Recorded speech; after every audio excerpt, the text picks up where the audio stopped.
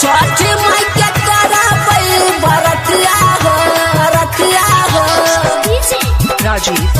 हो सैया लादी पियरी सरिया जाए सैया कुशेश्वर बजरिया हो सैया लादी पियरी सरिया जाए सैया कुशेश्वर बजरिया हो सैया लादी पियरी सरिया लादी पियरी सरिया सैया जाई ना बजरिया लादी पियरी सरिया सैया जाई ना बजरिया लेने आई हकला सूप दियरबा हो सैया जाई ना बजरिया छठ माई के करबै बरतिया हो सैया लादी पियरी सरिया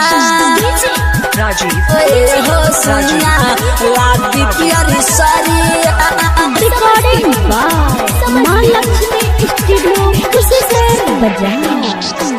लालना के बिना सुना लागै छै गाना करबै बरतिया सैया देतै लालना 5 साल देबै हम अरगिया हो सैया लादी पियरी सरिया छठ माई के करबै बरतिया हो सैया लादी पियरी सरिया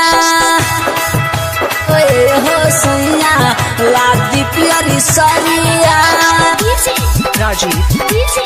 मिक्स बाय राहुल बाबू। मिस कमाल के सैया घाट पर बाजे गाना इंदल उजाला लिखै रच रच गाना राहुल बाबू करतै बरतिया हो सैया लादी पियरी सरिया छठ माई के करबै बरतिया हो सैया लादी पियरी सरिया।